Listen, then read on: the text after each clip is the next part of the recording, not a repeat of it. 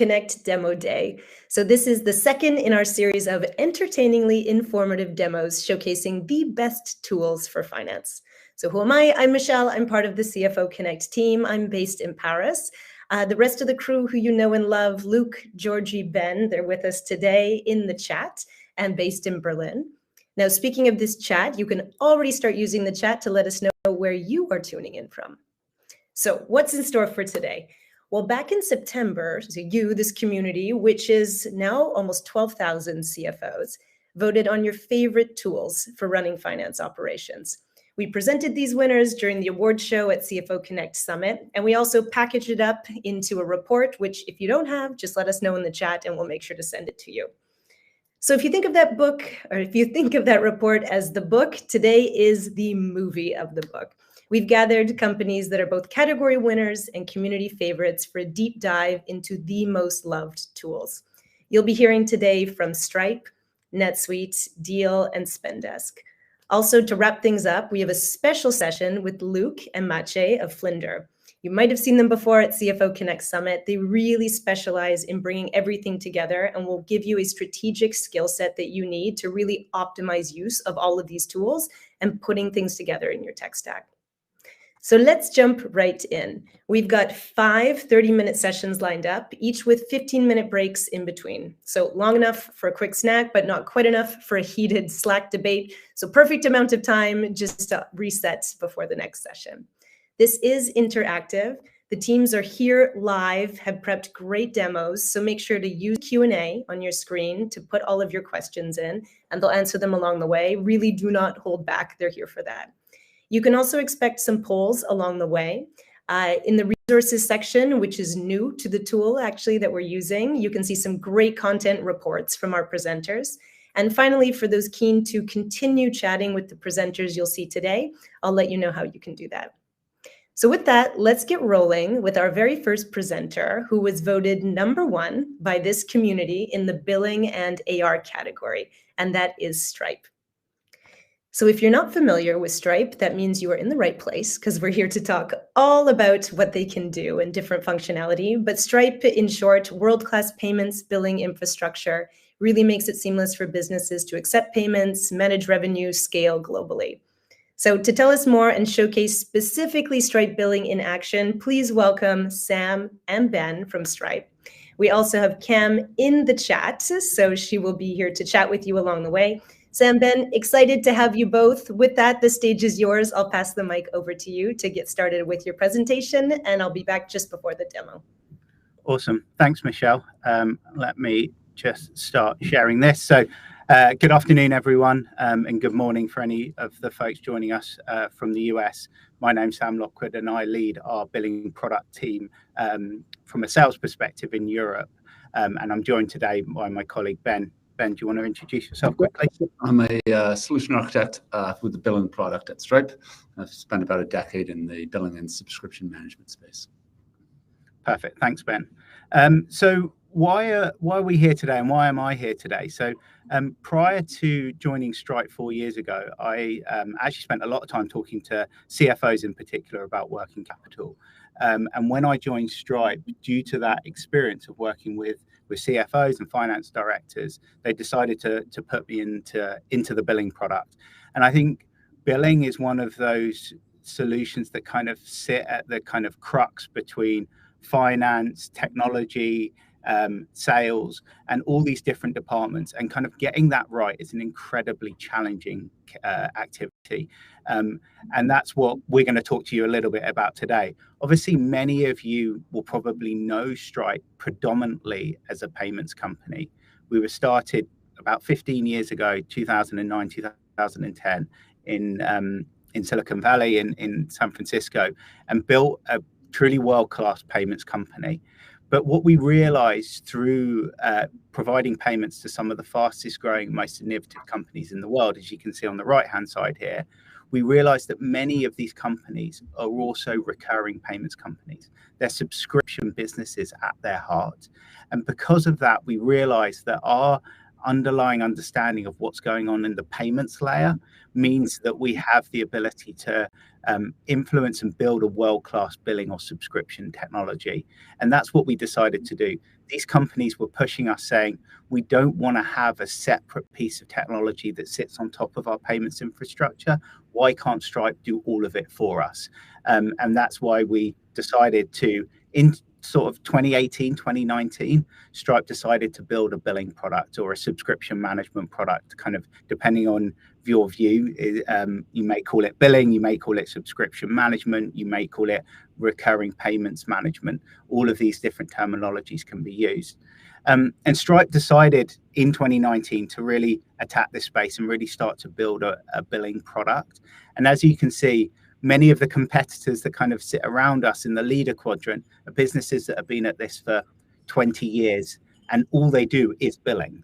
And so the ability that Stripe has seen to kind of quickly catch up and in some areas overtake the competition really hopefully gives you some confidence that this is a space that Stripe is really trying to strive to become a world-class leader in this technology. It's not an easy space. Billing, subscription management, order to cash, they're complicated solutions. They're highly interconnected with the rest of your platform. So getting these decisions right is a fundamentally important decision, not just for kind of CFOs, but for multiple leaders within a business, because it affects the whole business go-to-market strategy, essentially.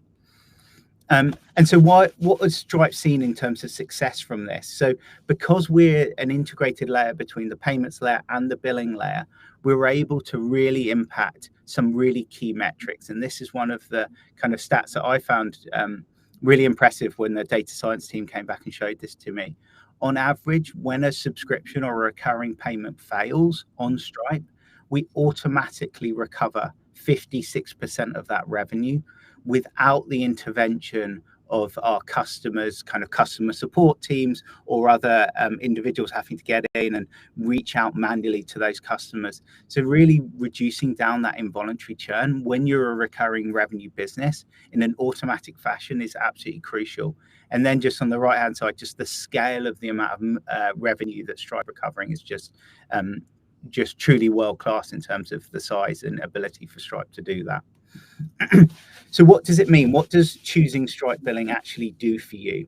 As I said, the kind of key thing that I hear all the time is having two different systems, having a billing system and a payment system, disparate from each other, connected together through either a custom built technology layer or using some sort of connector, often results in kind of both vendors kind of talking to the CFO and going, it's the other vendor's problem. What's going on? The tracking down kind of the issue is a much more difficult thing than if you have a kind of unified single pane of glass, which Stripe can provide you to kind of show you the overarching solution across both your subscription management and your payments capability. And then, like I said, the speed at which Stripe is kind of both caught up and is now surpassing the competition, you're really betting on a horse that is investing more and more of its engineering effort into making a world-class product. So just in the last 2 years, we've launched over 200 new features. We're very much on the forefront of things like usage-based billing, which is a new kind of billing model that many businesses are moving away from kind of all-you-can-eat kind of per-seat subscriptions and moving towards value-based or consumption-based billing models, and being able to rely on the fact that the billing system you choose is always going to give you the pricing models and flexibilities that you need to kind of launch those different pricing models is really important for all businesses. And then obviously from the kind of time to value, you kind of come up with an idea, you want to launch a new product, you want to launch a new pricing strategy. Being able to do that in a way that is kind of low code and easy to do is super important.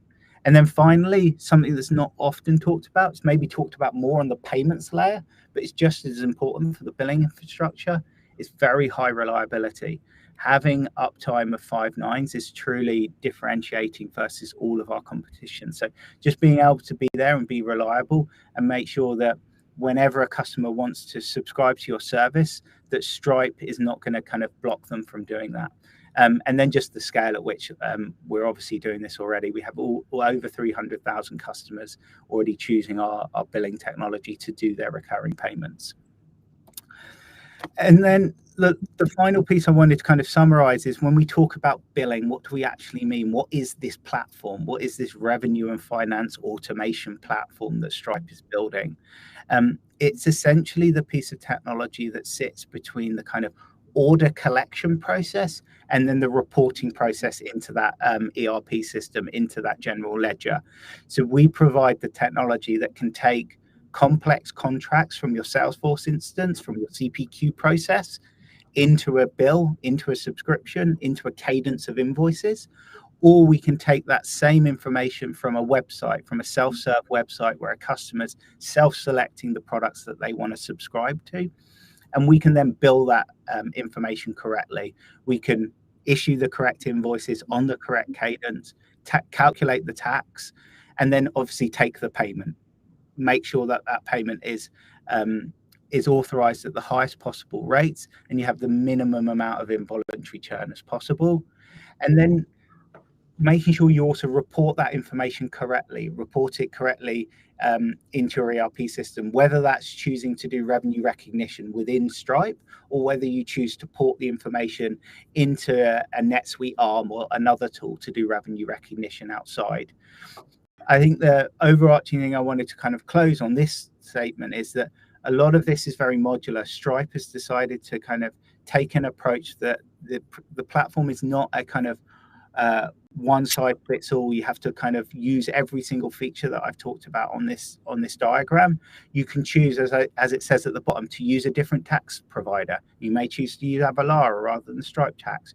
You may even choose to use a different payments provider. You may choose to plug in a different solution there. All of these capabilities are able to be kind of plugged in a modular way that allows you the ability to kind of build the finance infrastructure that you want for your business, given the unique situations that every business has. And this is a very much a focus that Stripe is looking to continue to make our products as modular and composable as possible. And with that, I'm going to hand over to Ben to take you through a bit of a demo of what it's like in more detail.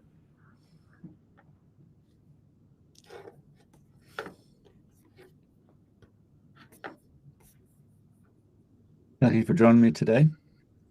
In the next 10 minutes, I'm going to highlight some of the finance features within Stripe Billing to help show you the value that we can provide. So to start off with, I'm going to have a fictitious company called, in this case, Sassy. It's a cloud-based software provider. I'm going to start with defining some products in the product catalog and show you some of the revenue capabilities we have there. So I'm going to create a new product here. I'm going to call it API fees. This is a usage-based product that we can charge based on the amount of consumption an end user might have. So first of all, I'm going to set the tax description of this product to be software as a service for business use, and this makes sure that Stripe can automatically calculate taxes for this product. So I'm going to now go through and actually set up the charges for this. You can see here we can do both recurring and one-off charges. In this, we can have a basic flat rate or tiered pricing, but in this example, I'm going to go to usage-based. And again, within usage-based, we can go per unit or get more complex and do some tiering. So I'm going to show you some tiering. In this example, I'll do graduate instead of volume. Volume would just charge on one of the tiers, whereas graduated will go through all of them. And I'll kind of show you that in an example. Let's say in this example, there's a flat rate of £75 for the first 100 API calls used. The next 100 API calls could charge you, let's say, 50p per API call. I'm going to have one additional call tier for the next 300, and that'll be 40p per call. And then for anything over 300, I'm going to say that's 35p. I'm going to set this, because we're primarily selling to businesses, I'm going to set this to no for tax. So tax will be added to the price rather than being inclusive. And I'm going to add some other currencies here, starting in the US dollar. Stripe's done some automatic calculations of what that currency exchange rate is for the prices, but I'm going to override that to have more a round number for those prices. Now I'll do one more currency of euros. And again, I'll just override the prices to make sure that they're nice and clean.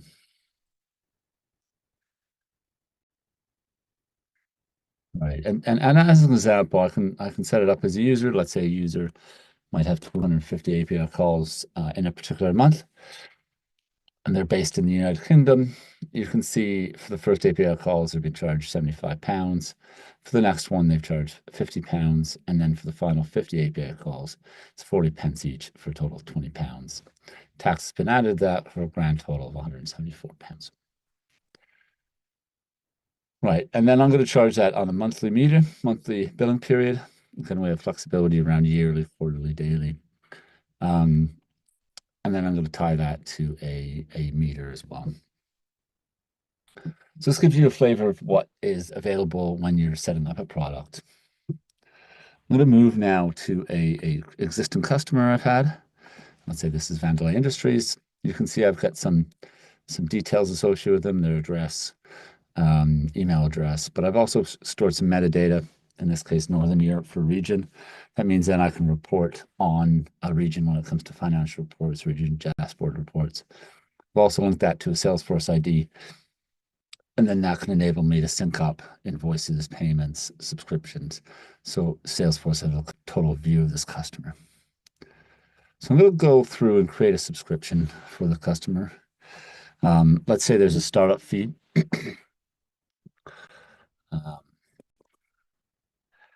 £120. I'm going to add a good product. They operate on a good, better, best scenario here at Sassy.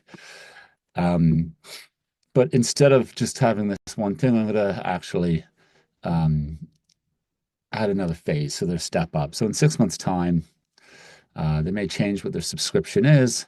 Instead of having good at that point, they're going to move up to the better product, which is £100 more per month. So that step up is already built into that subscription. You can see for the first 6 months, it's that set price, and then they move to an evergreen subscription of the new price going forward. I'm going to pay by invoice. I'm giving that customer payment terms of 30 days. So I'm going to go ahead and create that subscription.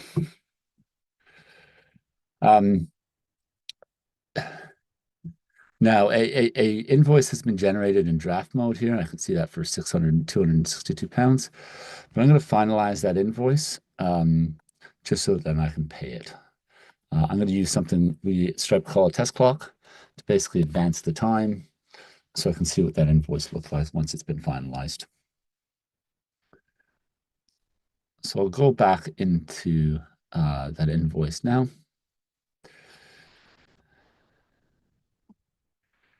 And let's say, again, you're sending this invoice to the customer. They can you can send them a link, you can send them the actual PDF document. In this case, I'm going to copy the link and I can show you what that looks like when the customer goes to there. They have the option to then view that invoice. They can download the actual PDF. They can see the details of what's on that invoice.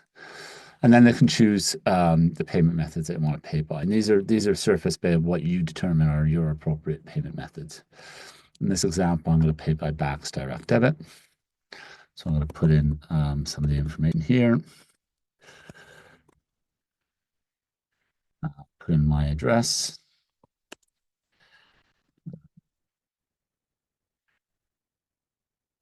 And then I will hit submit.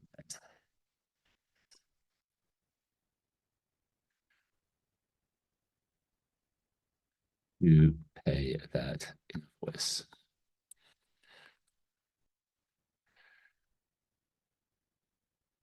And then I confirm my mandate information to make sure that I'm confirmed to take money out of my account. So that's been successfully taken. Now, if I go back to the customer, I can then see that that invoice has been marked as paid. Obviously, there's a delay in direct debit payments, and that won't be confirmed for another couple of days. If there is an error, then this invoice will open back up.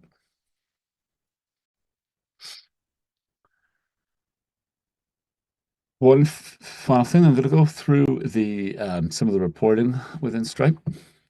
So I'm going to go through some of the billing reporting here. And show you one example is MMR. So these are some of the high-level reports we can show. One is MMR over time. I can see what my growth looks like and what contributes to that growth. So expansion and contraction and churn or new customers. I can see it broken down by products. Again, this is a good, better, best scenario. And I can see how much those individual products contribute to the MRR. Now, one final thing is I'm going to get into the revenue recognition reporting. Again, we can see the dashboards on basically the revenue over time, the deferred revenue over time, what my AR aging looks like, and then see a summary for January. In this case, I'm seeing the revenues from bookings this month, but also revenue that's been recognized in January. I'm going to click into one of these options here. So I'm going to see what's been recognized in January that was previously deferred. So it's of that £2,500, what makes that up? So I'm clicking into that number and I see these are the customers that have all contributed to that number. And I can see I have a various number of testing users, but also I'm going to look at this pay by invoice number that's contributed £212 to that number. So I'll click into that specific customer. And then I see the invoices that are linked to that customer. In this case, there's only one for the £212, but I can click into that invoice to get even more information on this specific invoice. And then I see a waterfall report for that invoice. Of course, we could show a waterfall report for the whole company, but this shows me how much has been deferred and then earned in each period, including the tax liability. And then it'll come full circle. I can then dive into that individual invoice to show the value there, the products that were added, the term it was for. Hopefully that gives you a flavor of Stripe billing and what we can provide from a finance perspective.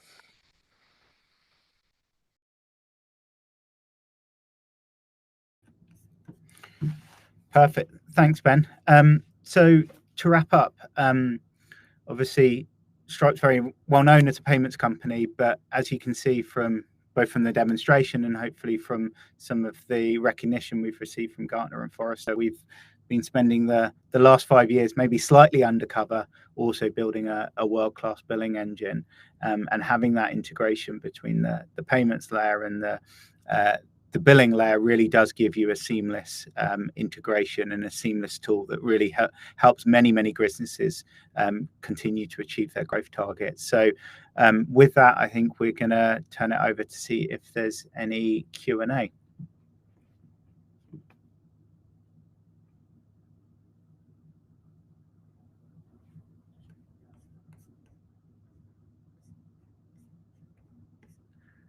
You're muted, Ben. Thank you, Sam. Hang up. So I see one that's come in around what type of customers are using Stripe. You've mentioned some in the question, but I'll kind of answer this as there's a whole range of customers that we have on Stripe billing, anywhere from the more small, medium-sized businesses or startups that have a self-service sign up on their website, very simple pricing. They can use us in a very non-customized or non-configurable way, all the way up to the larger ERPs and large enterprises like the OpenAIs of the world. So it's a very flexible platform where we can handle anything from simple self-serve versus all the way to more complex enterprise sell-sold motions. Yeah, and I think that's to answer the question directly, like many ERP systems do have some billing capabilities within them.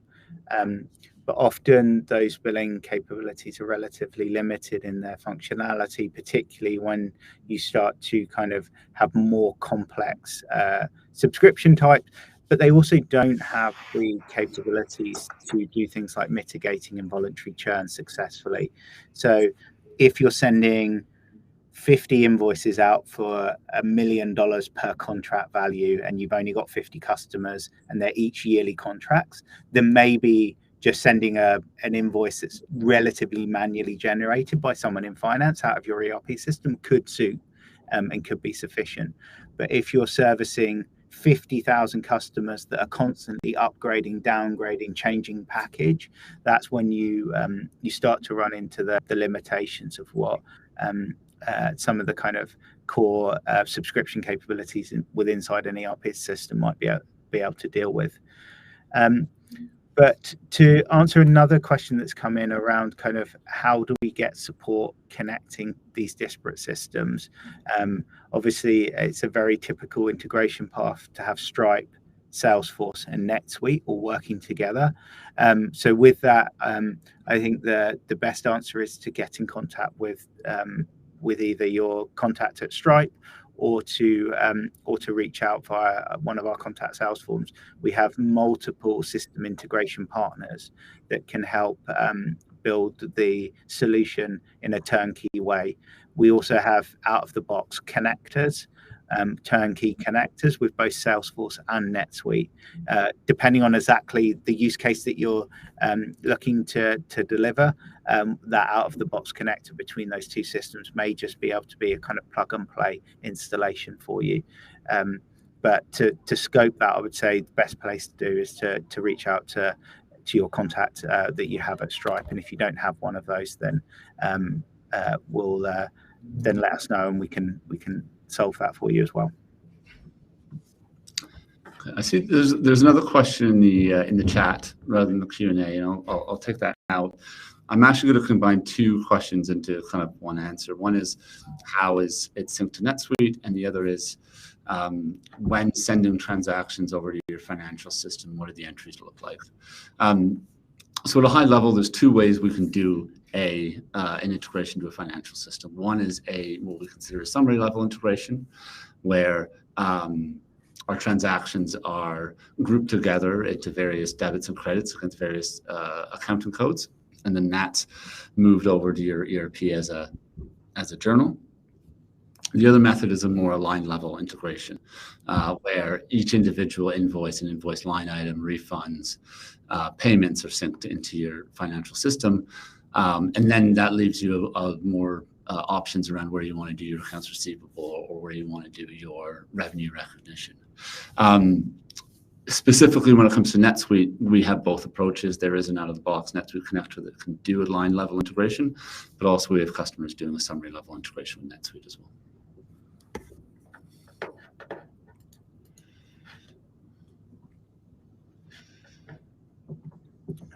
Right. There's a question on. So with regards to the usage, yeah, as we described earlier, kind of many businesses are moving towards usage-based billing. And so what Stripe has built the ability to do is create what's called a meter within Stripe. So as something is consumed within your business, API calls, SMS text messages going out, whatever the thing is that's being consumed by your customers, you can report that usage against a meter. Once it's reported against that meter, it can then be assigned to different customers. So although in kind of the prior world, you were having to kind of calculate which customer this is applied to, in the new world, we have this ability of doing the aggregation on the meter, and then the meter will then take care of assigning it to an individual invoice and customer and price. So something that we can dive deeper into in a further discovery, but it's a unique kind of capability that we're allowing businesses to do that makes it much easier to offer usage-based billing capabilities than it was in the past. And the one thing I add to that is that's billing your end customers for their consumption, not necessarily your amount of usage on the Stripe platform and what you'd be billed.